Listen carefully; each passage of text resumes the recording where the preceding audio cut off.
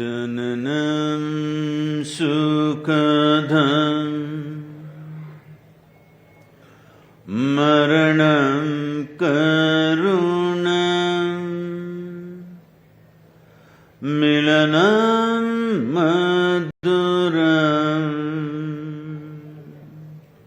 smaranam karunam kalavashadiha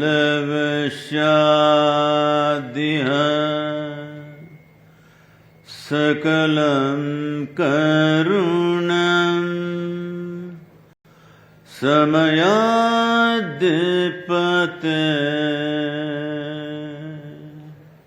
akilam karunam.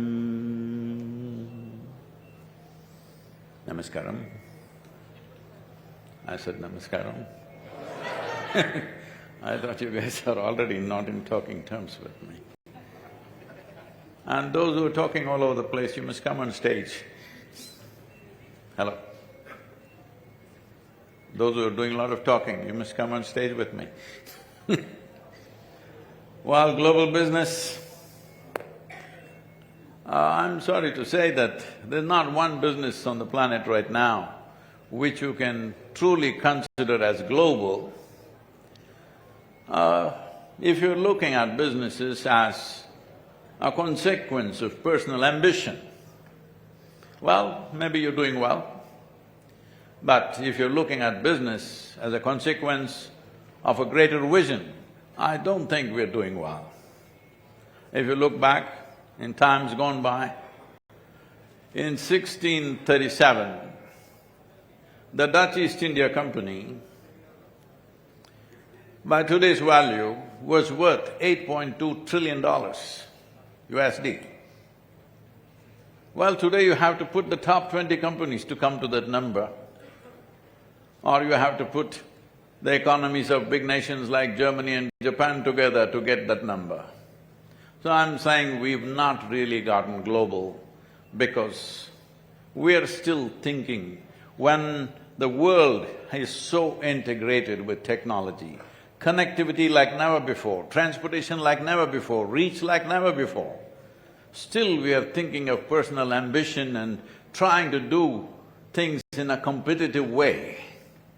If we don't move from the killer instinct of competition into a fiery sense of cooperation and coordinated activity on the planet, well, we can call ourselves global businesses, but we are not, because unfortunately, still individual ambition is driving things. It's time to grow beyond that because there was a time your ambition and your competition, you're pitting against people that you know in your neighborhood. Now you're pitting against people, you don't know where they exist, where they are. In this condition, if you're competitive, you'll break yourself down, which is happening all over the place. So, global business, I hope we live up to that in the coming years. About well-being, about wealth. You're more interested in wealth or well-being? Oh, not bad.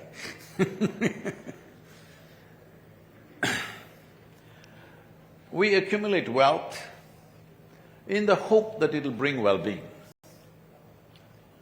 Hello? Yes. The purpose of wealth, of accumulating wealth is, it's a hope that well-being will come. So in this hope of trying to bring well-being to humanity, well, we're digging the planet inside out. Hello?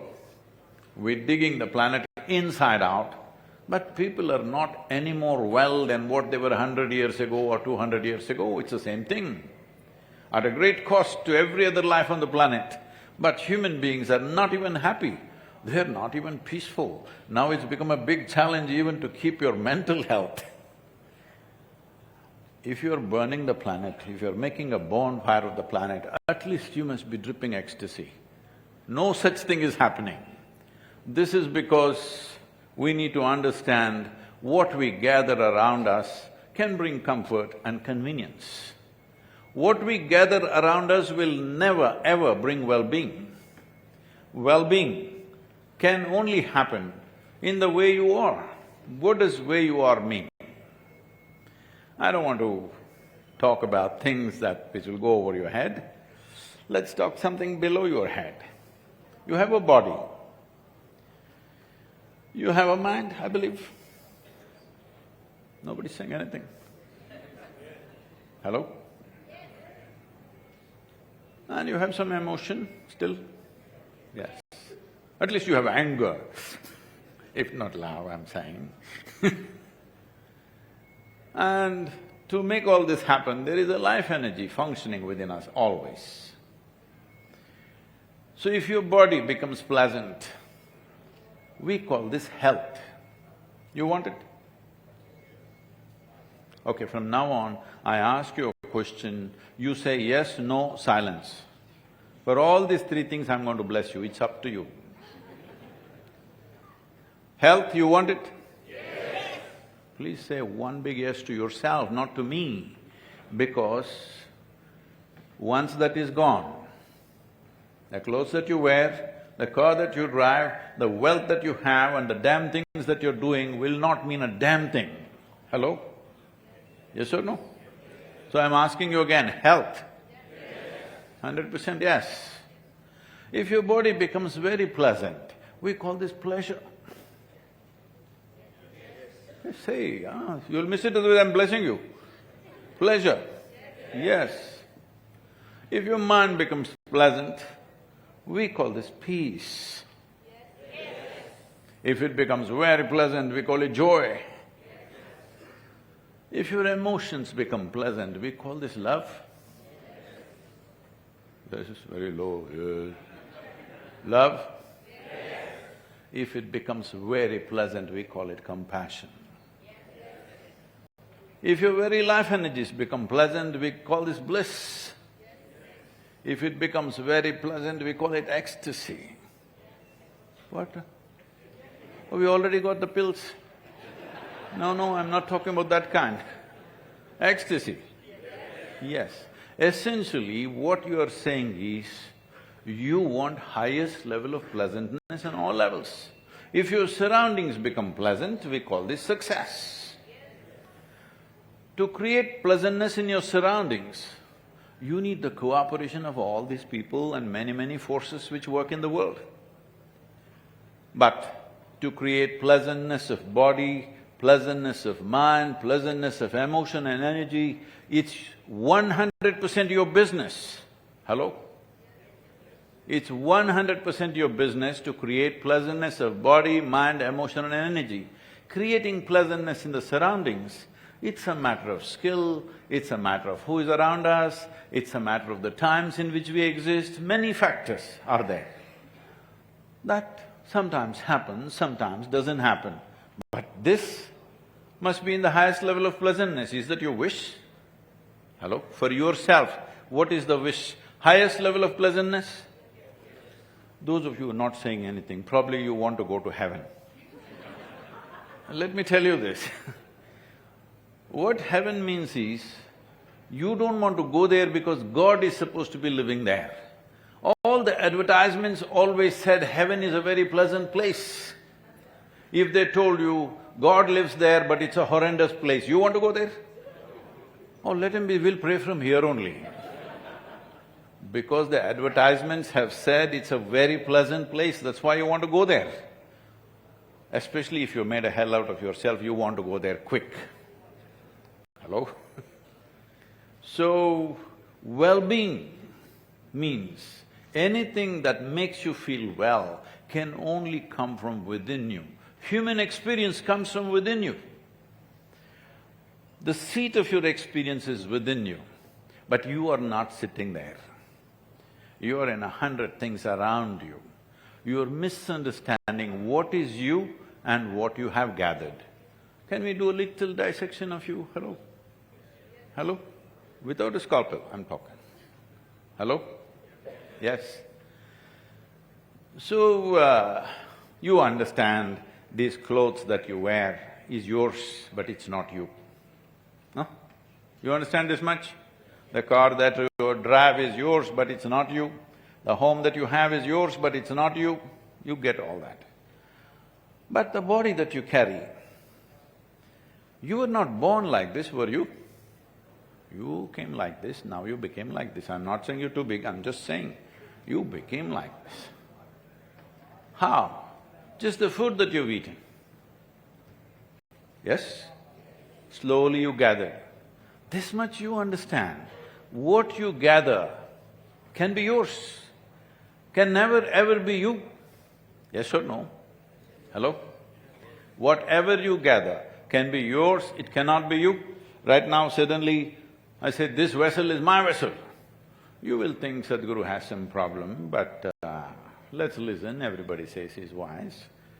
After some time I say, this is me. Then you will say, let's go. Because you know this is a case. Hello? It is a case. So you're doing this every day, food appears on your plate, you say, this is my food, you eat it and then you say, it's me. So that… I don't have so much, man. Now, what you gather, the moment you think it's you, you lost it. Once you lost that one, you will see everything that you do is just that in so many forms. So just to keep you happy, we have to turn the planet inside out, and now we are planning to go to other planets and break the open and see what is there in that. If you break the whole damn universe, you will still not be happy. Because this is a case of a…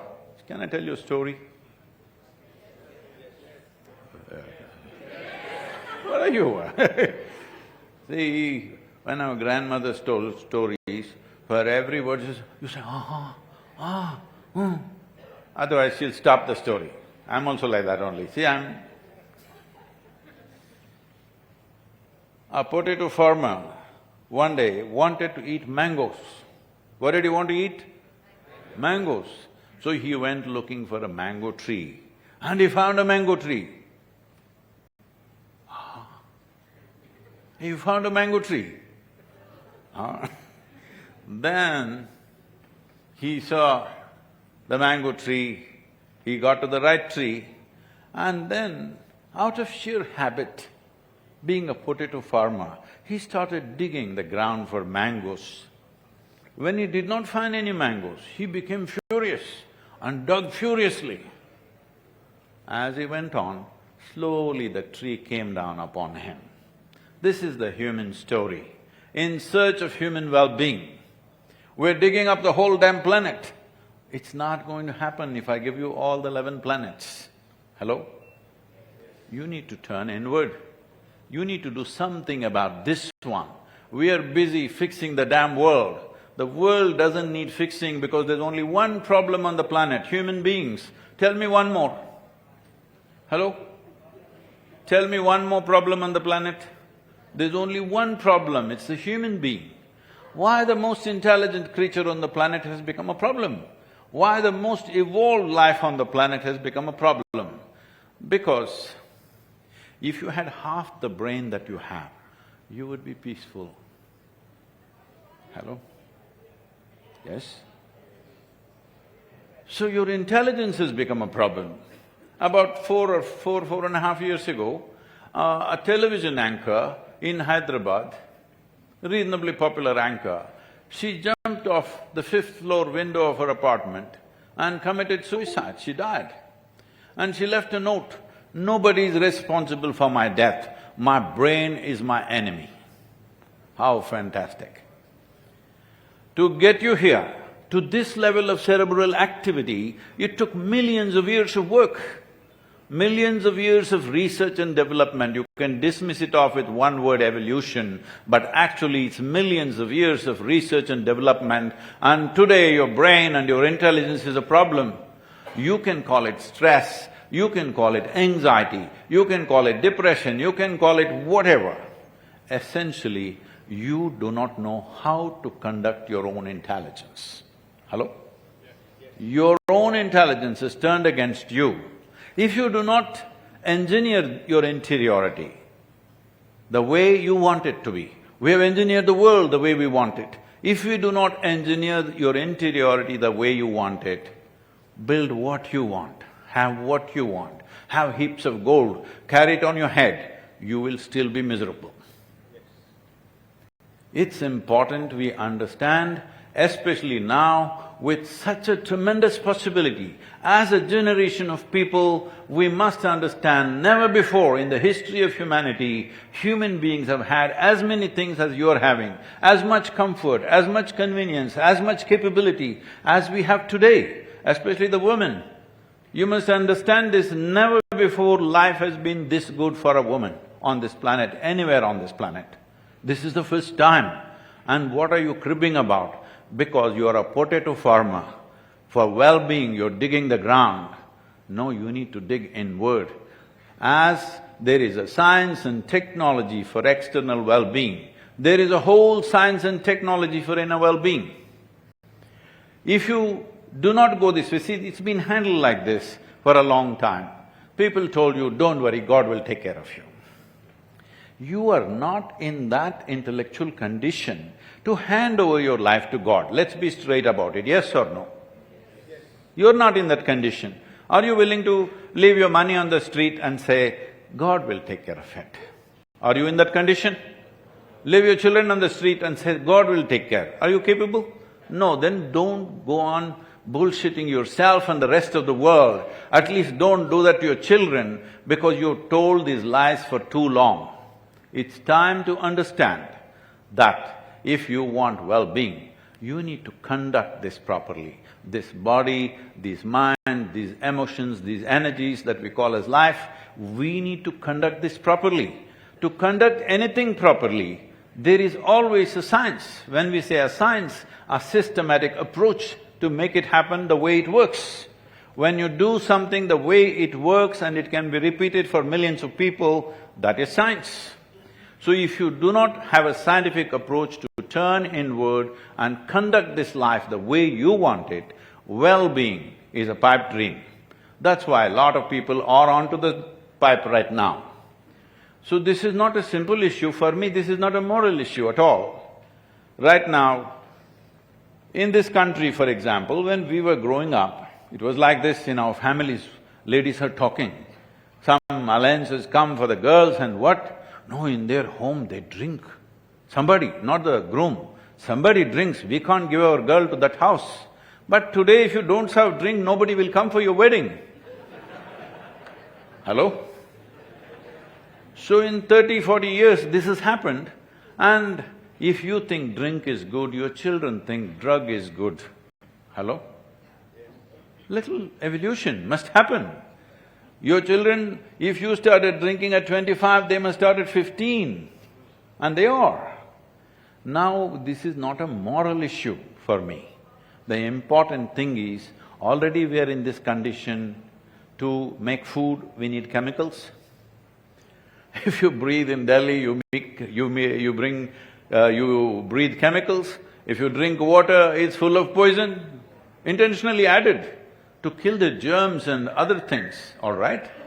But we must understand the life on this planet is designed in such a way, what kills a bacteria is also capable of killing you because you and a bacteria are made fundamentally the same way. It's only the question of dosage. A bacteria might die with a little bit, you need a little higher one. If you don't understand the chlorine in the water, you drink a bottle of chlorine, you will be dead, all right? So, we are poisoning the water, we are poisoning the air, the soil, everything. As if that's not enough.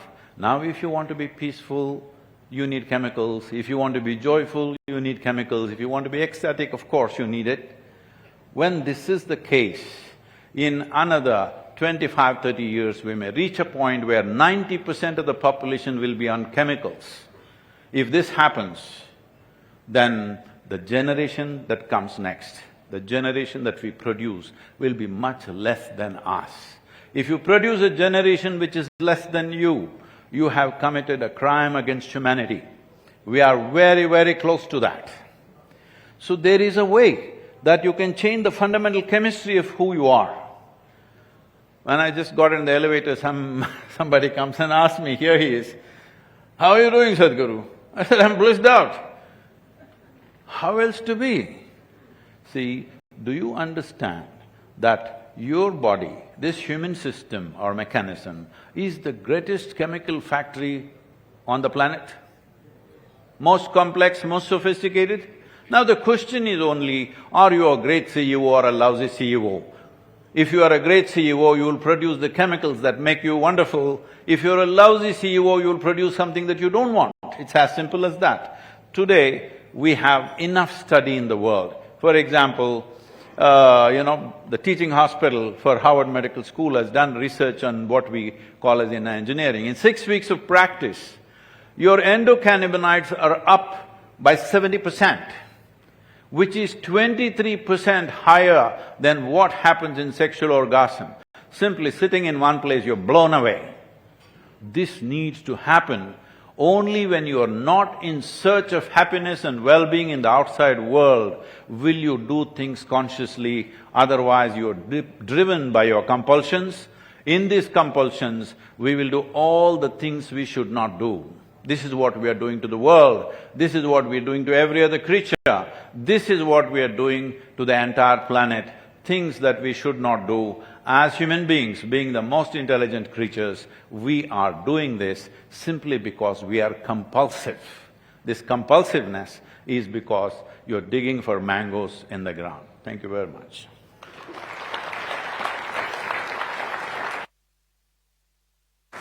Thank you so much, Sadhguru. Ever so enlightening. A standing ovation is definitely warranted. So thank you so very much for joining us today and giving us those pearls of wisdom. The world does not need fixing, Vikram. Yes. It is humans that need fixing from your inner self. Such a great sense of well-being